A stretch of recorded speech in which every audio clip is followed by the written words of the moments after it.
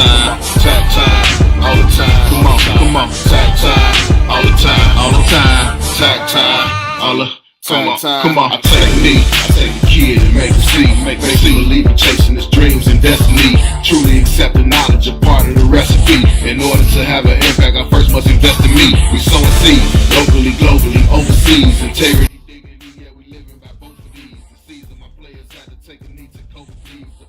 Taking knees on my neck, how we supposed to breathe. Now look at me, I'm leading the movement like Booker T. Let's look at the aftermath when Kaepernick took a knee, when MLK took a march, Coretta Scott took a seat. I look for beat in the eyes and I declare victory. On fourth and long, I go for the gusto, that's six for me. Right when I cross the TD, I drop down and I take a knee. I'm giving God all the glory for giving the grace to me. Like I take a knee every morning and thank Him for waking me. I take a knee. Hello. Welcome, everybody. We're here again.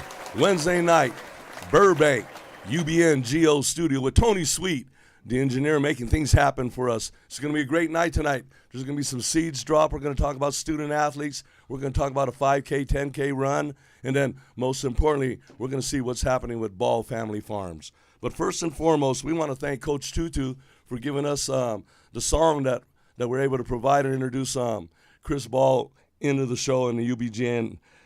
Also, going into it, as usual, we're here for one reason, and it's to get some seeds dropped, making sure somebody's going to pick them up, and just watch them harvest.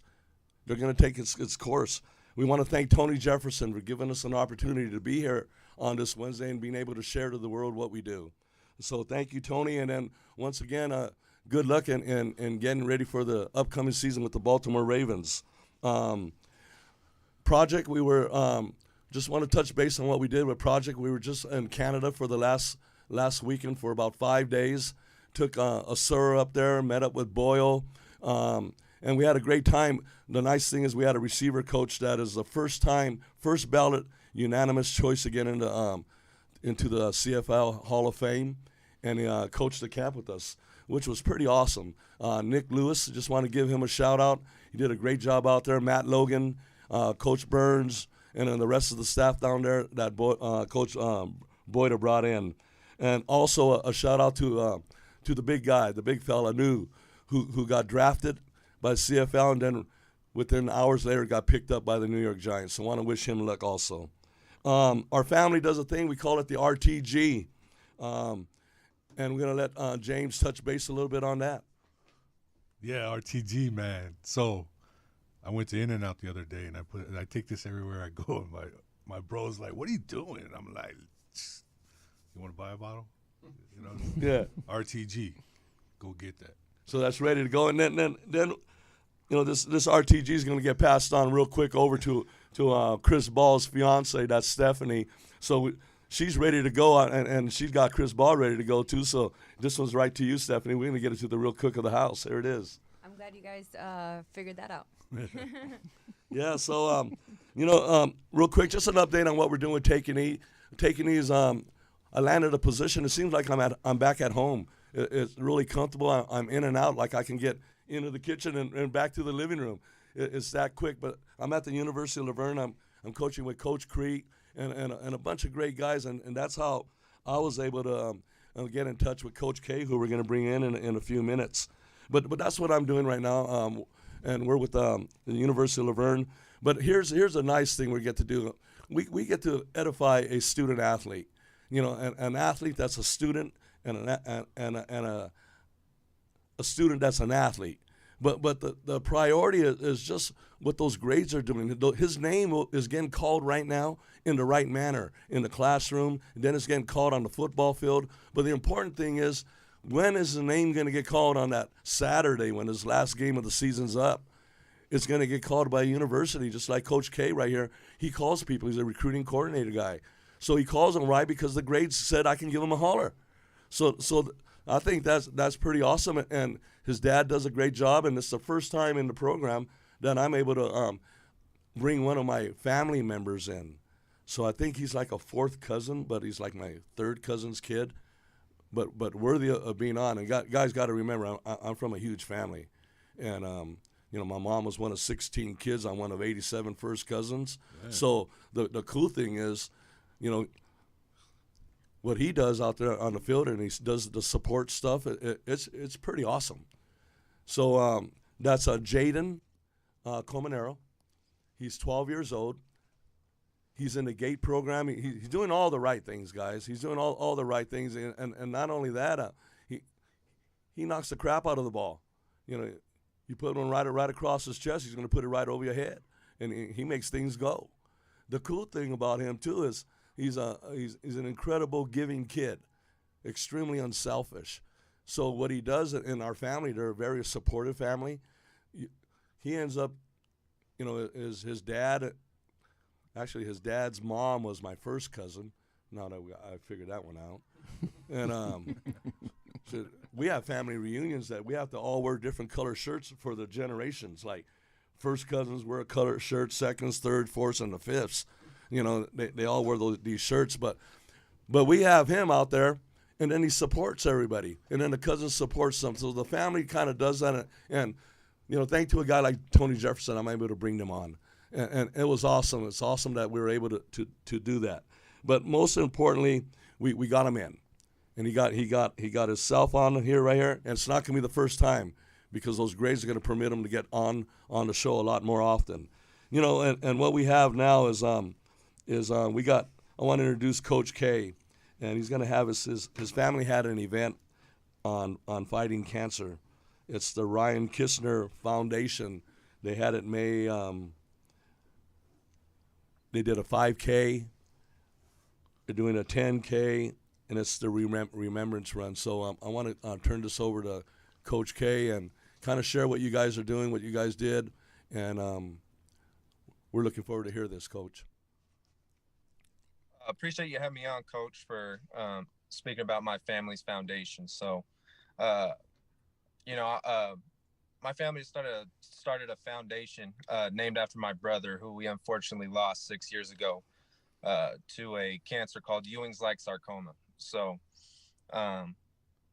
unfortunately, this disease is super rare, so only 200 people worldwide are actually diagnosed with it. So, through this battle, we actually realized, there's not a lot of research behind it. There's not a lot of support and resources that can really help you out. So, when we lost my brother, we wanted to start a foundation, A, to have something to remember him by, and B, to make something that he would be proud of. So we created a foundation, and, we've done these 5K runs. We had our third annual one last week. So, and what we do is we try and promote it, and we people pay to register for the run, and they also pay for merchandise and food, and we try and raise as much money as we can to be able to provide funds for research with rare childhood cancers such as Ewing's-like sarcoma. So that's our main goal of the foundation. We're able to raise money through doing these 5K, 10K runs. And then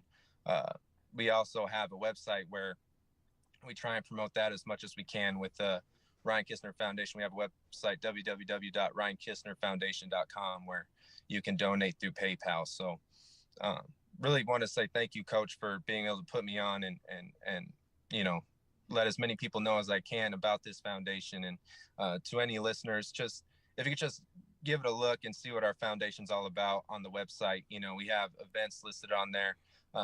We don't have anything after this 5K. I'm a football family, so we're wrapping up spring ball. And but once we have time, we try and schedule as many events as we can to try and raise money. And you can get the full story about my family and my brother through that website. So give it a look. And if you have something to spare, we really appreciate it. It doesn't have to be $1 million, anything that really helps us. So that's the main thing my family does through this foundation. And with the event that we have on Saturday, the amount of love that we have, there's a lot of people that show up to the event that knew Ryan, and almost everyone that shows up to the event had a loved one that was affected by cancer. So to be able to have an event that you get a little exercise, you share the love, and you're able to remember your loved ones in that time, it's really a cool event. And we were able to have a lot of people show up. 200 people showed up. We were able to raise over $10,000. So really cool foundation, really great purpose, and it's something that me and my family are really proud of. So. That's awesome, Coach, because when you look at family, there's a football family, and just over hearing hearing you talk to the kids and to the coaching staff that day, and seeing the emotions that brought to you, I knew it had to be on the show. It was something that had to be shared. And me being a cancer survivor and having 29 members, of the family being affected by cancer, all we've done is just we relocated that and re-energized this family concept within each other. So I like to say, as a cancer survivor, we're all family members, and the fight is continuous. And any events that you have on, just let me know. We'll do a shout out about all of them because it's extremely important. And thank you very much for sharing, Coach. Oh, thank you, Coach, for having me. I really appreciate it. Awesome. We're going to get right back to why we came here, and we came here to listen to a gentleman talk about his growth from high school to college, his entertainment stuff, and football. There's a lot of things that he has done, and I got to meet him back in 1996, back at Mount Sac. He was a sack dog. He was an All-American linebacker, but more importantly, his transitions and pivots in life. He doesn't live a plateau life. He lives an elevated life. So the mindset is always growing. So I felt it was important for Chris Ball to come here and drop some seeds for a lot of us to be able to help nurture and then watch it all blossom. So we want to give a nice shout out to Chris Ball and his fiance, Stephanie, the future Mrs. Ball. Yeah. What a great intro. Well, Chris, touch base on us about a little bit about high school and on to college, and a little bit of what touched you to want to get into the entertainment world. Yeah, well, high school, I started off at Roland High School in Roland Heights, California. It's where I played freshman football. And because we were so terrible, my dad was like, I need to get him out of here and get him to a better school that he's going to have an opportunity to compete at a high level. So he packed us up and moved us out to Rialto, where I then attended Eisenhower High School my sophomore year. And ironically, that's where I won my first, national championship, in '94. And, graduated from there in '95. We didn't do too well in '95, but as a young man, I started getting into things, my senior year in high school. I started kind of mouthing off and kind of feeling like my crap didn't stink, So yeah. There was definitely some growing pains happening, my senior year. We call that a young hog now. Yeah. I wasn't a young hog then. I had a lot of talent, but I had a bad attitude is what they called it back then. And, graduated from high school, coach. And once I graduated, I didn't come to Mount Sac immediately. I took that year off and I went on tour. I went and I started road managing and kind of choreographing a group back then called Immature. And they were they're probably the biggest R&B group, back then, black R&B group that is back then. And so, I kind of took my journey off into the entertainment world. I had dabbled in entertainment, when I was a lot younger, when I was about 10. I was in the first group that the manager of Immature, I was in the first group he had ever created about 8 years prior to that, to when I actually graduated. So, but I didn't, we were very young and there was a whole bunch of stuff going on and, you have school and stuff like that. So my parents weren't really into it. So fast forward to when I graduated, he had recreated another group, called them Immature, and then he asked me to come out on the road and help him out with the group. And I had a really good time doing it. It was fun. I learned a lot. I grew up really, really fast when I went out on the road. That's funny that you would talk about that. I've never known, but I do know going into your sophomore year, you went on tour, and this is crazy. He goes on tour. He's not up there the whole summer, and he comes back. And the day he comes back, I think it's like our first day in pads, and we're in a circle, and I got another linebacker right there leading the stretch, and Chris comes in and goes. In other words, This my team. this is my team. You need to get in the regular stretch line. And that's what I do. And the guy got up, sat down right there, and Chris led the team. Yeah, it didn't go as smooth as Coach is making it right now. But I did resume my spot, at the front of the line, but it wasn't that smooth. There was some friction. But yeah, so when I did go out and tried my hand at the music stuff, I mean there was success. I was making a lot of money, for an 18-year-old guy, 19-year-old kid, and but my heart just wasn't there. My heart was yearning for football. My heart was yearning, for Mount Sac, and so I decided to leave, music and come back and play. And that's when you and I that's when we started our journey. Yeah, we started a nice little journey there. What year was that? I met him in '96, and then we went through the '97 season, and that's when we won the national title. Yeah. Then the following year, he's back. He's doing everything that he has to do in spring ball, but summertime he's not going to be there. When you coming back, Chris? Well, when we get back into camp. Yeah, I decided to go back out and make some more money doing some music stuff. And I was like, Coach, I ain't going to be here for summer ball. And kind of looked at me like, what? What do you mean? How do we do this? And I said, I'll be back. Yeah. He'll be back. I'll be back. And I came back. And he came back. So when you look at that, and you said you had that itch, you had that desire, but why football? And did you recognize that maybe football was part of the things that that got you to be into that musician? Because they say football and the way it's worked all the way through, it helps you completely through life and some of your decisions. Yeah, for me, football was something that my parents put in my hand at a very young age, at age 8. So when you're that young and you come from the inner city and you don't really have much, your only ways of making it out of the inner city is to either play sports or to be a famous musician, a singer or rapper or something like that. So, you hear your parents talk about you should go be a doctor or a lawyer or this or that, but because of your environment, you don't really see too many people doing that. From where I come from, I didn't see too many of those examples, but I did see examples of professional athletes and singers and rappers, So growing up, I always thought, I'm either going to make it in sports or I'm going to be a famous musician. This is how I'm going to get rich. This is how I'm going to take care of my family. This is how I'm going to, bring my family out of poverty, So going back and forth with the two from the time I'm 8 or 10 for that matter, I started football at 8. I started music at 10. It was always this seesaw effect for me. So that's why I would come play and then I'd leave and go do something in music. And, so that's where that came from. They say that sometimes where you end up in your life earlier during the course of that, you might have crossed that crossroad, and you get a scholarship to go to Berkeley, the hippie place of the world, which is Cal Berkeley. Yeah. And here you are with Ball Farms. How did that influence your life a little bit to become? Yeah, for sure. To put kind of in a sense place you in a.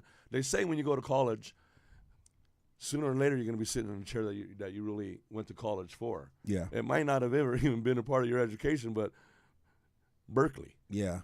Yeah. Going to Cal definitely changed my perspective, as a man and how I view people and how I view life. I went to Cal and majored in sociology. So, if anyone listening or if you understand anything about sociology, it's all kind of about psychology and the human behavior and thinking patterns and critical thinking and, being able to dissect the situation, and there's no right or wrong answer for anything. It's all about how you feel.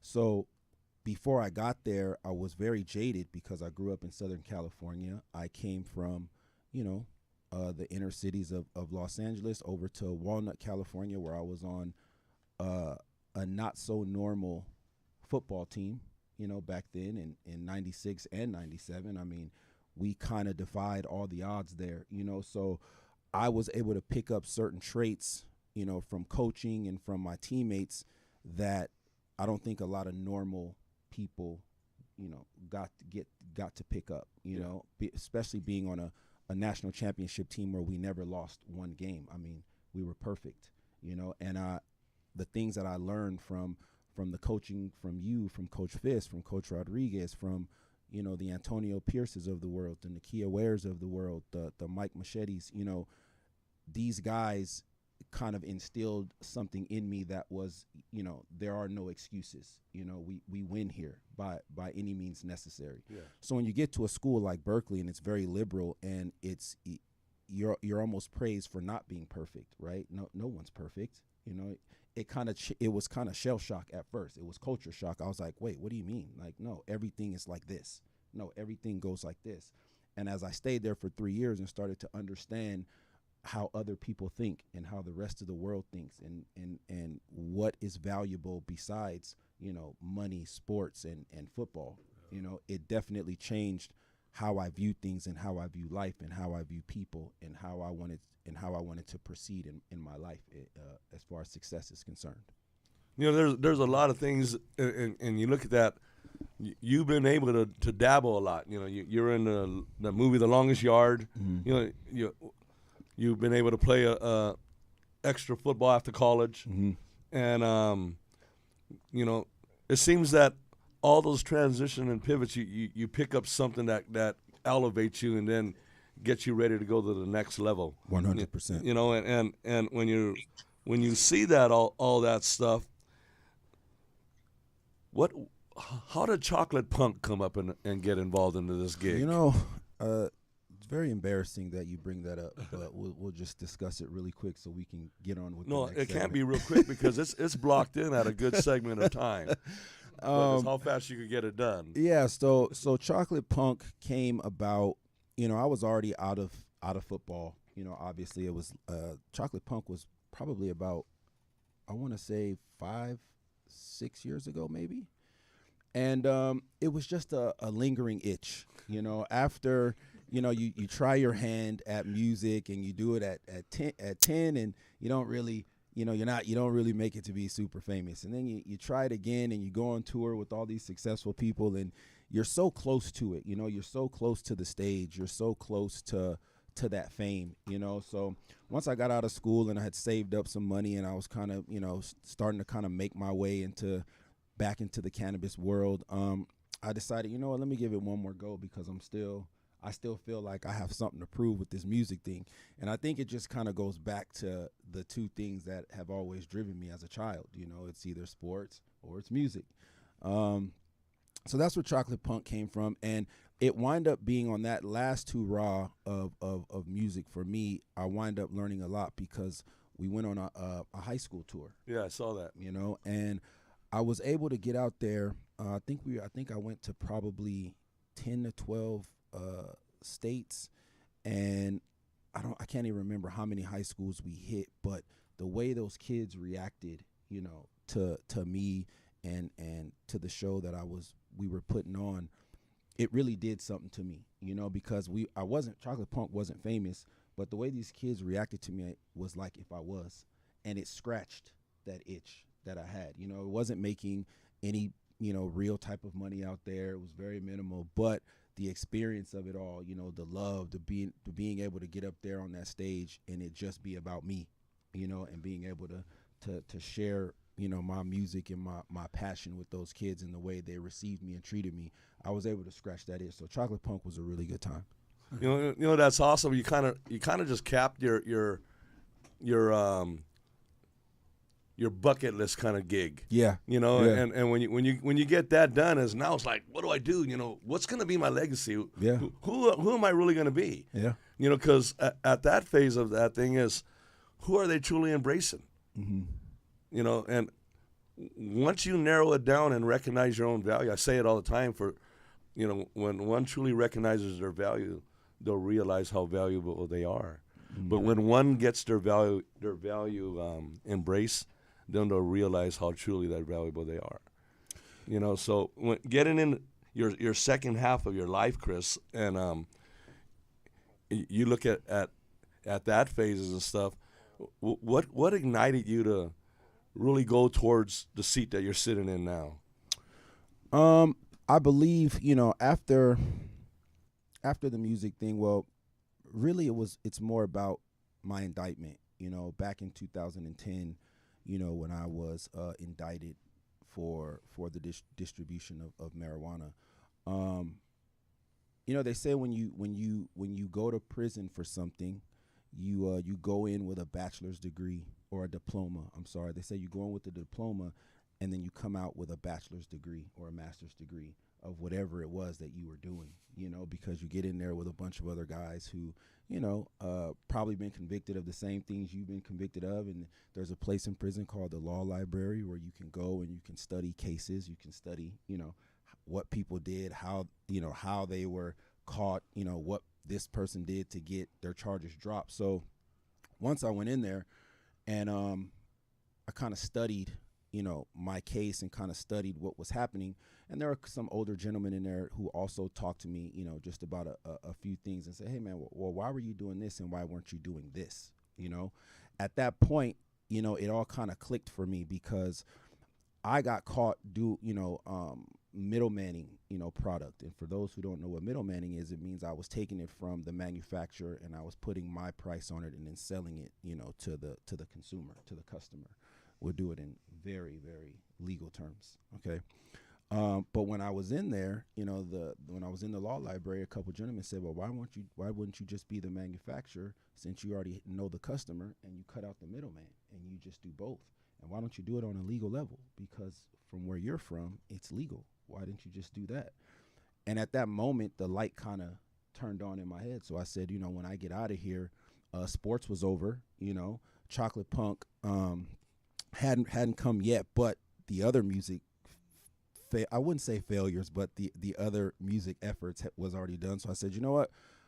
I'm going to get out, you know, I'm going to take myself back to Hollywood and I'm going to, you know, try to make this work.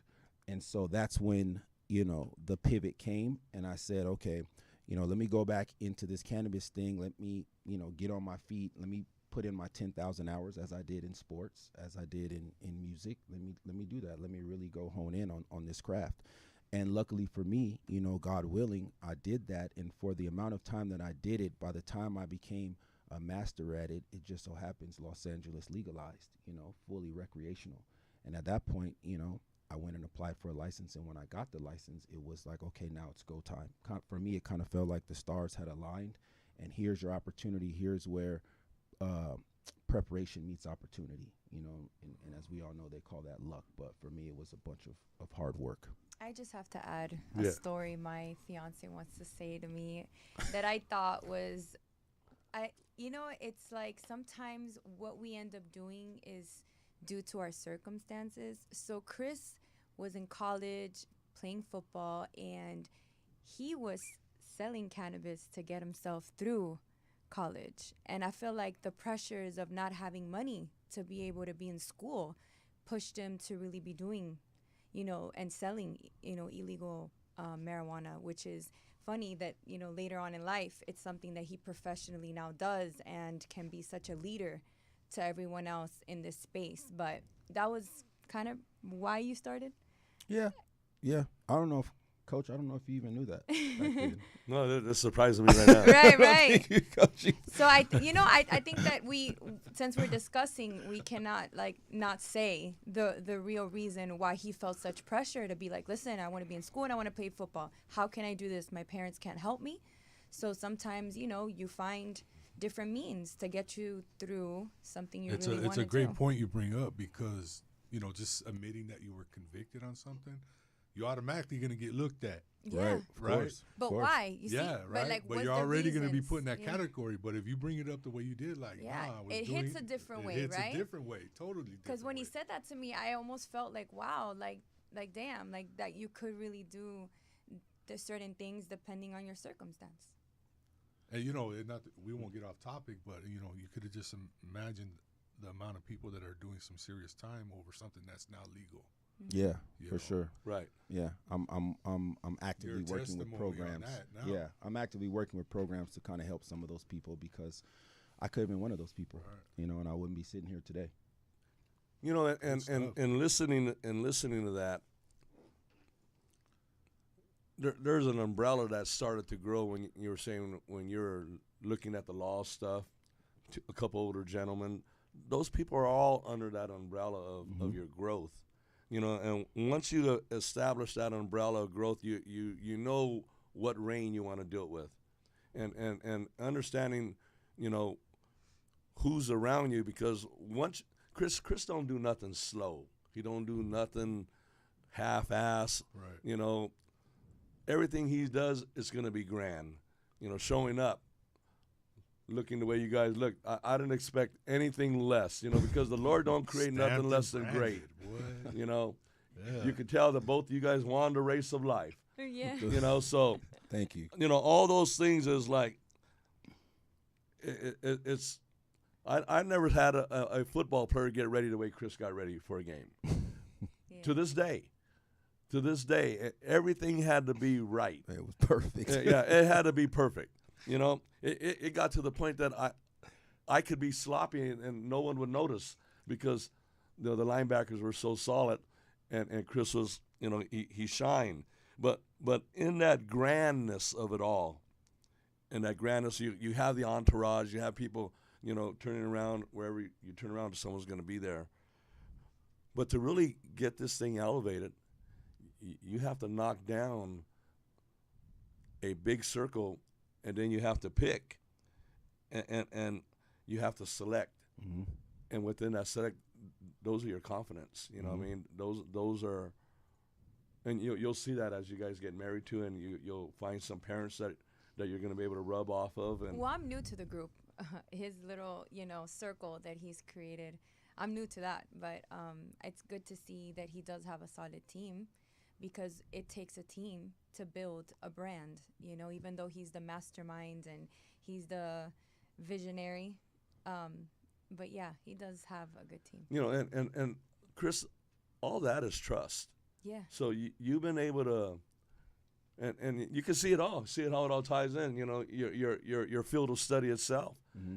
Be able to see exactly through the tens that are with you to create the threes that are now, you know, on your top three of your table. Mm-hmm. So, can you share with us, you know, some of the things that you look into having somebody with you that's going to help you grow, in case somebody's in a situation right now that has a lot of people with them. Yeah, for me, being a ex, collegiate and pro athlete, and then, being in the entertainment world, like you said, there's always a lot of people trying to suck at the teat. There are always people hanging around trying to get something out of you. But I found, through my experiences and my journey that, you can't really depend on any of those people when times get rough.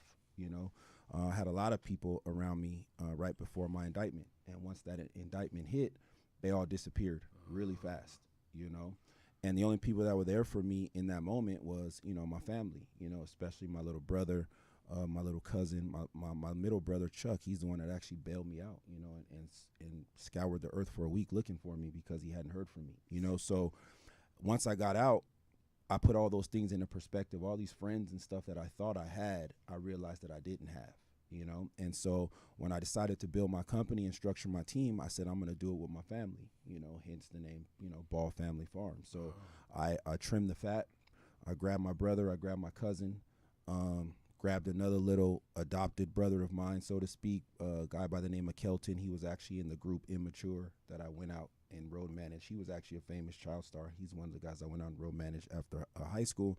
And I said, I'm just going to build with these three guys right here, because with these guys, I know they got my back, and I know they genuinely love me. And that's what we did, And so from then on, I just kind of took the tools. I took the tools that I had learned over the years playing sports, right? Because I believe my sports career and everything that I've learned, from winning a couple national championships to being on a collegiate team that only won 2 games, only won 1 game, I think my first year, So I've been on teams who've never lost, and I've been on teams who've never won, really. So I understand, the culture. I understand how it feels. So I wanted to create, when I put my team together, as far as Ball Family Farms is concerned, I wanted to emulate the team we had at Mount Sac, in 1996. I wanted to emulate the team I played on in 1994 at Eisenhower, where we never lost, a game. And that's what I started to do. I took these blank canvases and I started to teach them good habits. I even still do it to this day, in my in my engagement, with my fiance. I'm always talking football to her. I'm always talking about the When he lessons. wants to argue about something and he wants to make a point, it's usually like, baby, listen, this is how we play the game, okay? You need to focus. Like, so when I was playing football, this is how you run a play. You do it like that, and I'm like, okay. So even, it's funny because even till this day, all the football, guidance and the things that he used to, be like told by you or anyone that he was influenced by still plays a role to this day in how he even, communicates or how he makes a point, or if he's trying to compare something, he always goes back to like a football play or how this is supposed to go as a team. I think those lessons and teachings, definitely shaped me a certain way. And I think it's the reason why my company is having the success that it's having, is because I will not accept mediocrity, and when mediocrity occurs, I'm very, very hard on it. I'm extremely hard on it. Then you probably like walking into the studio then. I did. I You did. hear that, Tony? I did. I loved Yeah. it. I said, as soon as I came in, what I say, this looks like professional podcasting right here. I love He this. likes that. I love structure and professionalism. Awesome. Chris, you talked about, how do you select a circle, which is pretty awesome.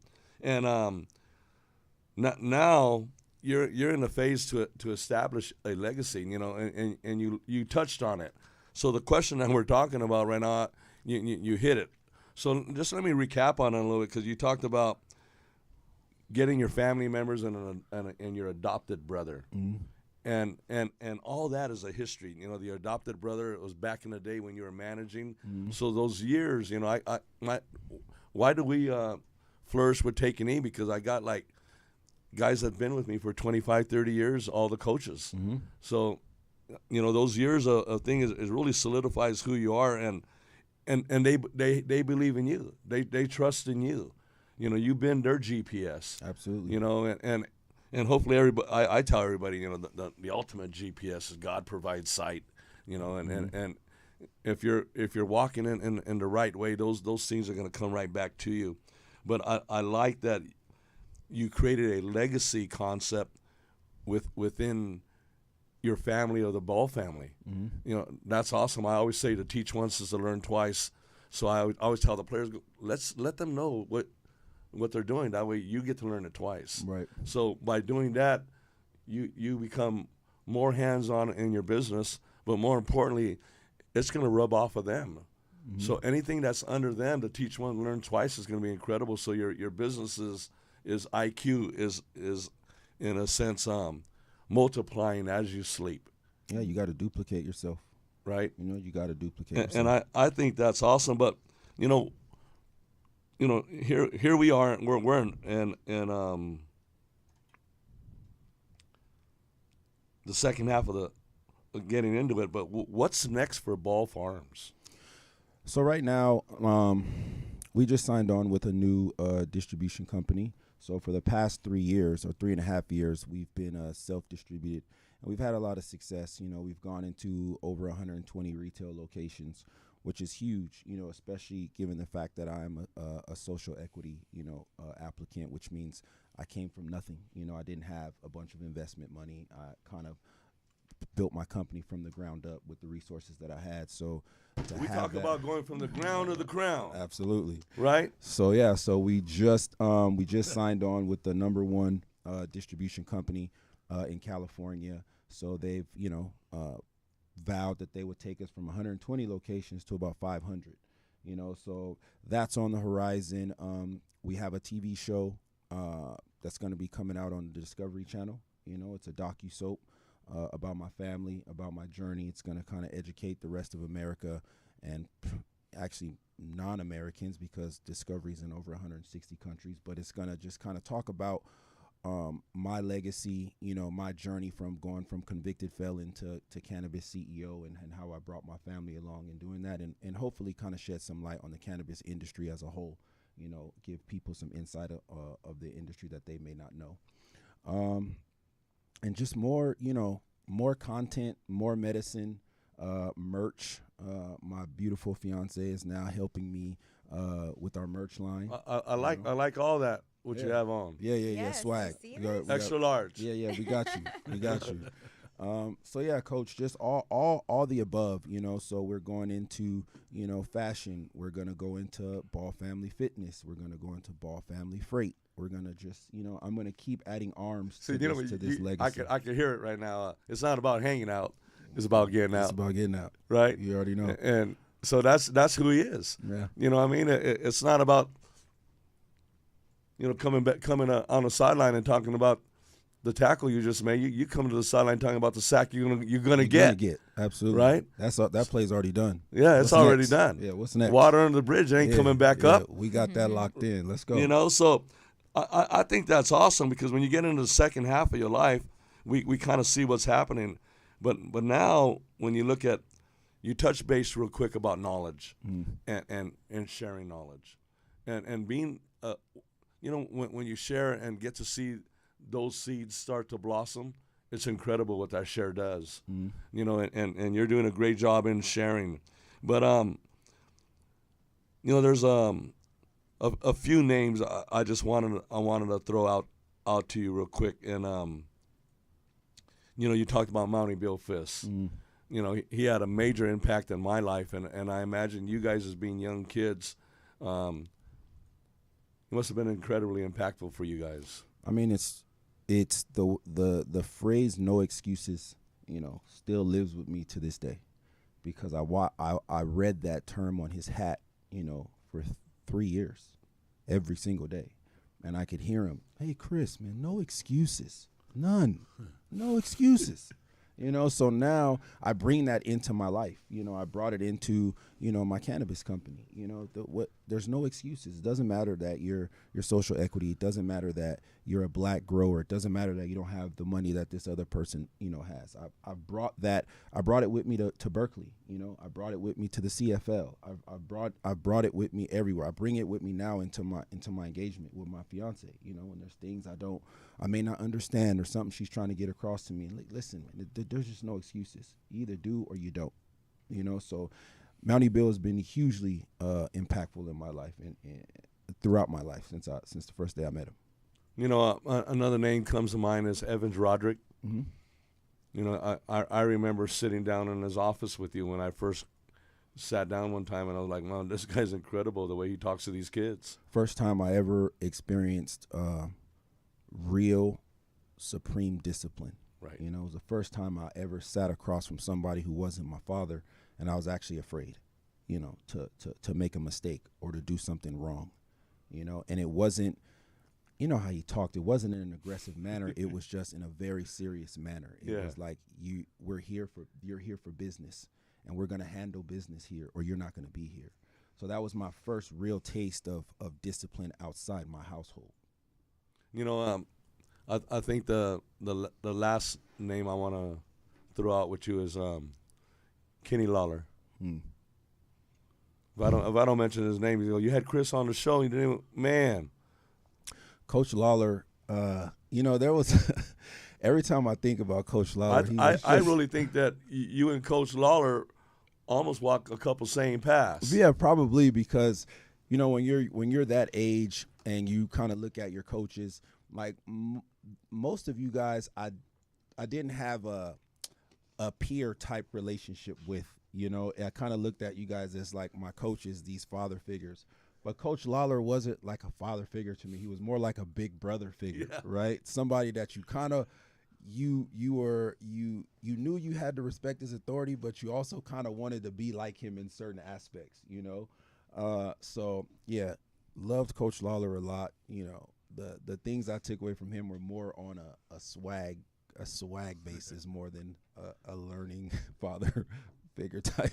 Yeah, but you needed that additive swag because all of you guys kind of made up, the perfect dad. in a sense. You know, you had your disciplinary, you had your swagless, you know, father, you had the nice dad, you had, you know, and then you had the swag dad. So I got a little bit from each one of you that kind of culminated this perfect dad, you know, when I came to practice every day. It's very strange. You know that's awesome. But you know, we get into a phase as we start to close this game out, and then in the second half, nothing's really smooth.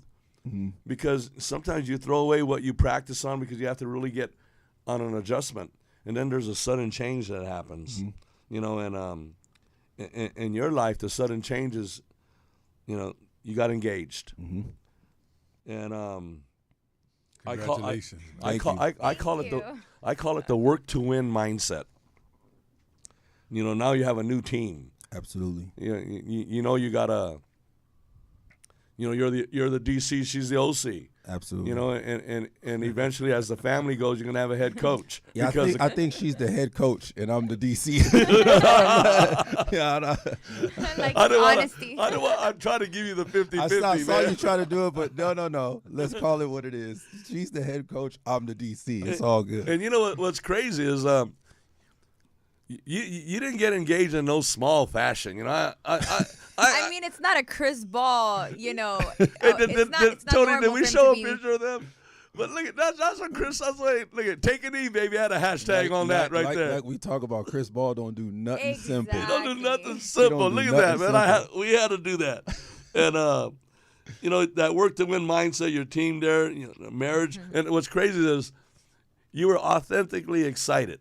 I was. When you said she said yes. I was. You know, and when I hear the she said yes, I just think of it as like that is so genuine because it was no bullshit, you know, none of you jumping up in the air and you know getting excited. I was like, man. Then you posted a one recently. You go, man, she don't know, mm-hmm. Right? And I was like, man, this dude don't stop. Nah, man, my fiance has truly been the biggest blessing in my life up until this point. And, you know, her and I talk about it all the time. I believe, you know, me and my fiance, or God put my fiance here, you know, to take me into the second half of my life because there are things that I need to do that I believe, you know, God, universe, whatever you want to call it, knows that I need it in order to be successful and in order to thrive. And my fiance has brought a whole new level of perspective and discipline, you know, to my life and to my enthusiasm about my second half of my life, you know. So definitely a new chapter and a new exciting chapter for the things that, you know, I've done up until this point. You ain't seen nothing yet because of this one. I imagine that both of you together is going to make like a rumble in the stomach of what's going to happen. You know what I mean? You know, I'm gonna just say, I came into Chris's life, and a lot of the things he has now have been here before I got here, right? He's, you know, these building blocks to this empire that he was, you know, that he is creating, and it's great to see because he has turned a non-believer into a believer. His cannabis and the brand itself and what he really truly pours like his heart into this. Like it's bigger than just cannabis. It's changing a person's life, and that's why he wants quality in everything that he does, and everything is grand that he does. So I just want to say I support him, not just because he's my fiance, my future husband, because I truly believe in him. And, you know, just watching back, like, his whole journey, where he came from football, you know, even chocolate punk, like, it's just the fact that whatever he thinks of, he does. And he's a very determined person. And I'm here just to, you know, fan his flame, and, you know, we can create great things together. Like he said, the merch for Ball Family Farms. You know, I've been in fashion for many years, and you know, we come into this kind of like a partnership. There's not an event, there's not a situation for Ball Family Farms that I'm not on his arm and we're not coming at this together. When we say Ball Family Farms, we are very true to that title. It really is Ball Family Farms. You know, and again, you know, we're still forever, you know, again, building and we'll evolving. Continue to build. So I'm just, you know, grateful for people like you that influenced him to be the man that he is today. Well, also influenced a lot of us too. Right, right. Yeah, he's influencing See why? still. See why I asked for her to marry me so grand. What else was I gonna do, bro? Yeah. You had to. I had to. I had no Otherwise, choice. she'd have said yes, but that was it. I mean, it wasn't always that easy, but he deserved it. He deserved my yes. You know when you chocolate punk is a strand. Nobody could be. when, That's a good idea. Yeah, babe, write that down. Yes, you for guys sure. you guys right there are just about ready to enter that whole different one. Once you say I do, it's over. I mean, we're getting married in January. January So this is 6th. actually happening. So I'm saying when that happened, my wife and I, we've been together for 43 years. We need some advice. And, Tell us everything. And you just got to know who runs the show. Then once that's established, You already told me that. You already told me that. Once that's established, come to grips with it. It's never going to change, and then you're good. It's smooth sailing. Yeah, it's smooth sailing. But really, by doing that and getting that phase in, that foundation, that sudden change, I call it as a foundation, is what you can truly hang your hat on, because when it's all said and done and you get into your house and you lock that door right behind you, it's just you guys. Yep. Mm-hmm. And down the road it's going to be just you guys. So for 43 years it's just been my wife and I, and and now we're blessed to have the boys and the girls and then the grandchildren. Mm-hmm. But really, it's just them, and that's what you're providing. You're providing within your legacy. You're providing a nice paved road for them. Absolutely. And I see that in place. And to me, I become a proud coach. Thank you. I really do, Thank you. because I got to see all your elevations and recognize that you never cease to amaze me. Thank you, Coach. I think that's awesome. Coaches save the world. They do. They really do. Coaches are superheroes. They really For are. sure. They really I've are. been telling you that since we've been doing this. I trained his son too. Oh, that's awesome. Yeah. Yeah, I couldn't agree with him more. Like my coaches, I know every single one that's had an impact on my life, and between all of them, they have shaped who I am today as a man and as a leader and a business owner. I played under Fizz at SAC in 89 and 90. Oh wow, you did. Yeah. That's awesome. So, fellow man, I'm sack like, dog. man. Why you didn't tell me? Y'all just telling me that now? Well, what's up, Yeah, dog? man. I didn't realize it either. I'm just like, man. I didn't want to steal his thunder. Oh man, that's amazing. It's amazing. Mount Sac, man. Nothing Yeah. like it. As every game ends, you get to a 2-minute warning. And how do you handle deadlines peacefully when they're yours, or they're just plain due? And take in consideration how the world is today. How do you handle deadlines? Just time management, Coach. You guys instilled that, very, very young. And as I got to college, my coaches there, time management. You get out of class, you got 45 minutes, to get up to practice. I don't care how far you got to go. So I carry those things over with me. When I have a deadline, if it's at Ball Family Farms, if I got to come do a podcast interview, it's time management. And for so long, I was doing it on my own, so I developed some good habits. But now that I have this rock, sitting next to me, So she I had this helps. thing about, I have this pet peeve of mine that we always got to be on time, So I'm always like ready first, making sure that he's getting ready and we're getting there, because I feel like I respect people's time. I think that if I'm on time, you're all of a sudden, the energy's different, and Your I think that integrity is you set the tone. on point. You set the tone, Yeah, so it just spills over. It spills over into every aspect. I think that's awesome, because when those deadlines are accomplished, to me, I've learned that if I can't even do what I tell myself to do, then it's going to be easy not to do something. Mm-hmm. So I've had to learn to really Hold get myself yourself right. accountable. Yeah.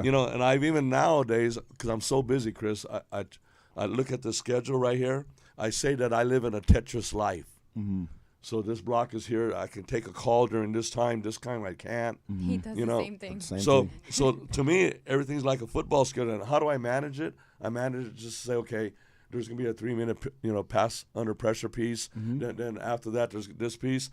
Then I'm in great shape. Yep. And if I don't have that, I don't know what to do, That's dude. anxiety, yes. It's That's how chaos. come you see what I'm doing. Yeah. You know, I'm looking at it all. So in those 2 minutes, I like that because everything stays embraced. You know, and as it comes down to it all, there's a last play of every football game. There's a last play of every basketball game. So with you on the last play, what do you leave for those to resonate on for their elevation and journey and the enhancement of their program, their family, their business, really their life? What I leave is integrity, you know, and hard work. You know, what I want to leave, you know, for my children, the legacy I want to leave for my grandchildren, for my great-great-grandchildren, is I want them to look up at a picture, you know, in whose ever house it is, and say, you know, my grandfather, my great-grandfather, my great-great-grandfather, Chris Ball, was really a true testament of hard work, you know, determination. You know, he gave his life so that we could have, you know, something. You know, I want to change the trajectory of the Ball last name in my family. You know, me growing up, the Ball last name, it meant something to us, but you know, we were a middle to lower class family. You know, I had to get a scholarship in order to go to college. I don't want my kids or my grandkids to have to do that. I want to provide something for them to where if they want to go to college, it's already paid for. You know, if they want, when they need to write their SAT or their college essay in order to get in, I'm there to help them. I didn't have that type of help. You know, if they want to get a job when they turn 16, they can come work at the family business and learn how to work, budget your money, learn about your taxes, learn certain skills that you're going to need in life to be successful. So I want to be able to kind of create that foundation and change that trajectory. So that's what I leave. You know, I stuff, think that's extremely awesome, and Generational wealth. Mm-hmm. you know, and you're sitting right there next to him, Steph. So can you add to that? You know, I think it's generational wealth. It's integrity, like he said. It's discipline, and creating better foundation for those to come. You know, our children and their children.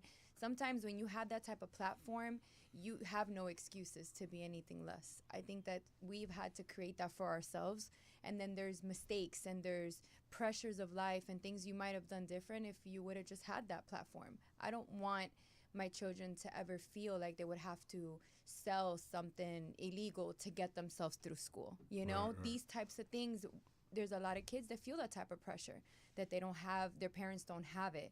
And that starts to lead them to make poor choices. So I again, it's just creating a better situation for my children and for their children and you know, families to come. And also, yeah, not just for our family, but for people who come work for Ball Family Farms. That too. You know, I want to be an example to another kid, you know, inner city kid, that's like, man, I want to go work for this company, and I want that kid to be able to come in and I'll be able to teach him something, or my company be able to teach him something, or give him an opportunity to fish from a legal platform and not have to go the same route that I did.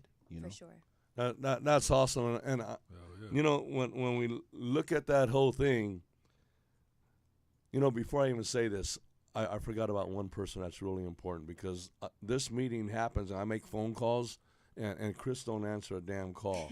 You know, and he's right here talking about pictures I have of, but I can't even talk to him to let him know what pictures do I need. But none of this would have taken place in the manner it would that is done if it wasn't for Relina. absolutely. Yeah. Right. So I just She's want to, great. Relina, I haven't met you face to face, but I imagine that you're a gem. You're not a gem. You know, we We stopped. love you, Relina. Relina's a diamond. You That's a know diamond. what we stopped saying here is come and listen to our show, because there's gonna be some gems and nuggets. But we recognize that nuggets and gems were part of a fragment of something that was great. Mm-hmm. So we said, you know what, come and listen to the seeds they're gonna drop, Seeds. That's because right. those seeds you're gonna be able to harvest them and grow them in life. So we really felt that the Ball family over here, right? Chris definitely plants seeds, okay? So All Ball day family long. came here. All They day long. grow. You guys came and dropped some seeds. Literally. It was incredible. It was awesome. And that is what we just say is what? Tag time all the time. So Yeah. it's nice and done. But before we leave, let's make sure we add a hashtag on that thing for us, okay, on that tag time. And finally, we want to give a nice shout out to Tony Jefferson for giving us the opportunity to share. and really get to. It was awesome that you were authentic and very transparent. You know, and that was real. And our next guest is going to be Kaya Maderos. He's the general manager with Taking Ease out on the island of Maui, and we're really looking at getting back to the island of Maui. You know, we've been back there. We've done some business there 4 times a year, and COVID kind of stopped us. And having him there is great. So, looking forward to having him on June 1st, Wednesday. Kaya is going to be on, and he's going to come here and drop some seeds. Speaking of seeds, he just started his own business on growing natural vegetables in Maui. So he's got the fields and stuff growing. So Awesome. that's really excited to hear. James, you got anything you want to add? Check out Clubber Lang. Hey, That's my superhero. Hey, I love that, man. I saw that. I was like, oh. Have you tried that? No. Oh man, okay. I'll send a gift box up But here. Clubber Lang, Okay, man, then that what- was the first villain in my life. I loved it. Absolutely. Then once again, congratulations, Jaden, on starting off as a young kid and as an example, an inspiration. Grades are on point. The family loves you, and you know what? I think the opposing pitchers are the only ones that don't like you right now.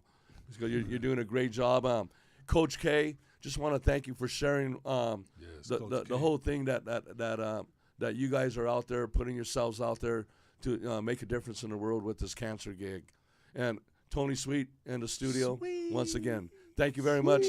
Tag time all the time. We're done. Tag time.